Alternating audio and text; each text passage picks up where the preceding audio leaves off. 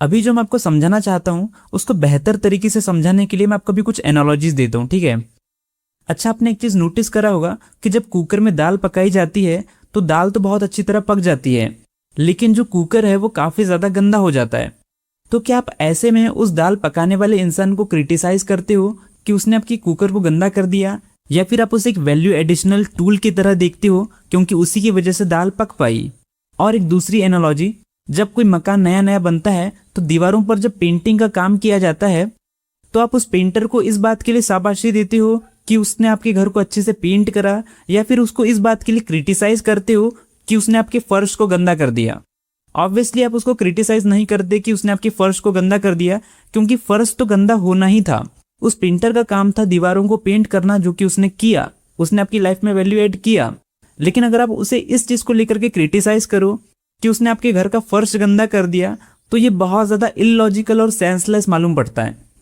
अब ये सारी चीजें मैं आपको इसीलिए बता रहा हूं क्योंकि जाने अनजाने हम लोग क्या करते हैं ना, कि बहुत सारे ऐसे कंटेंट क्रिएटर्स होते हैं, बहुत सारे ऐसे इन्फ्लुएंसर्स लोग होते हैं जिनको हम फॉलो करते हैं, जिनसे हम बहुत सारी अच्छी अच्छी चीजें सीखते हैं।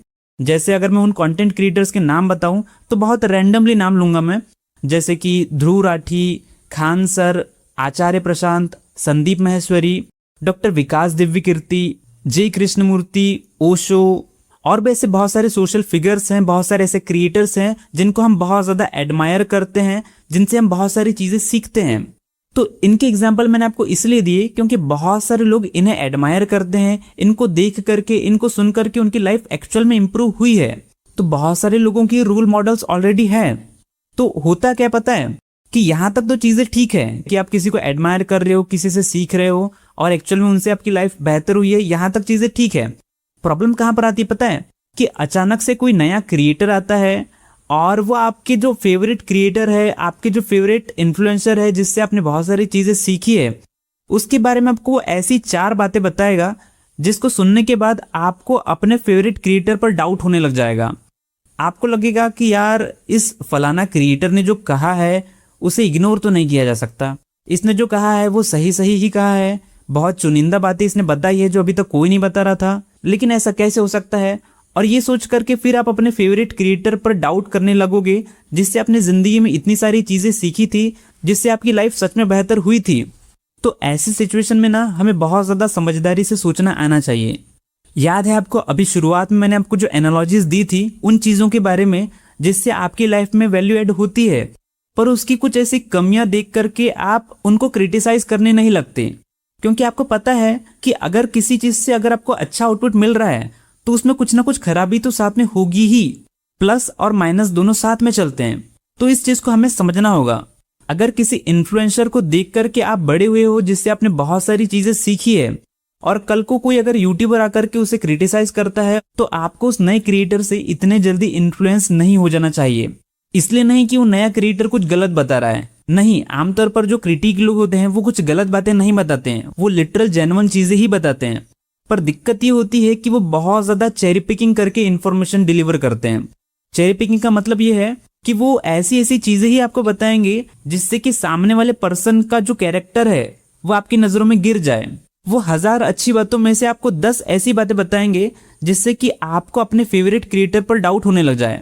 और डाउट करना कोई गलत बात नहीं है, डाउट करना चाहिए, लेकिन उस डाउटिंग के अलावा आपको उन चीजों को भी कंसिडर करना चाहिए जो किसी क्रिएटर को एक अच्छा क्रिएटर बनाता है।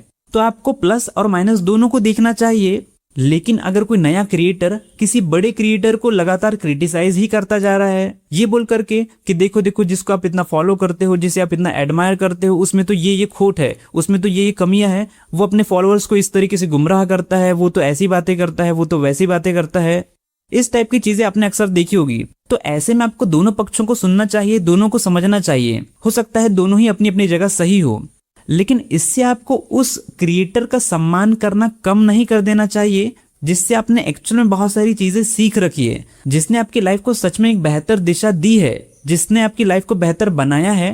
किसी फलाने क्रिएटर के आ जाने से और उसकी 4 बातें बोल देने से आपको उस पर्सन की रिस्पेक्ट में कमी नहीं करनी चाहिए जिससे आपने बहुत सारी चीजें सीख रखी है। क्योंकि हमको एक बात समझनी पड़ेगी कि कोई भी इंसान दूध का धुला नहीं होता है, हम इंसान हैं। और आप जिसको सुन रहे हो, आप जिसको देख रहे हो, वो भी इंसान है, वो भगवान नहीं है। तो ये एक्सपेक्टेशन रखना ही गलत है कि हम जिसको सुन रहे हैं, हम जिसको देख रहे हैं, हम जिसको इतना एडमायर कर रहे हैं, उसमें कोई खोट होना ही नहीं चाहिए। वो बिल्कुल परफेक्ट होना चाहिए, उसकी कही हुई हर बात सच होनी चाहिए। ऐसा एक्चुअल में नहीं है। हमें इतनी मेच्योरिटी खुद में डेवलप करनी पड़ेगी कि हम जिसको सुन रहे हैं वो बहुत सी बातें सच कहेगा, लेकिन हो सकता है उसमें भी अपने कुछ बायसेस हो, उसमें भी कुछ अपने लिमिटेशंस हो। तो इन चीजों को भी हमें समझना पड़ेगा, बजाय सामने वाले के लिए रिस्पेक्ट लूज करे, क्योंकि उसने हमारी लाइफ में बहुत वैल्यू ऐड करा है और उसे रिस्पेक्ट देना बिल्कुल बनता है। तो बस यही चीज मैं आप लोगों को समझाना चाह रहा था।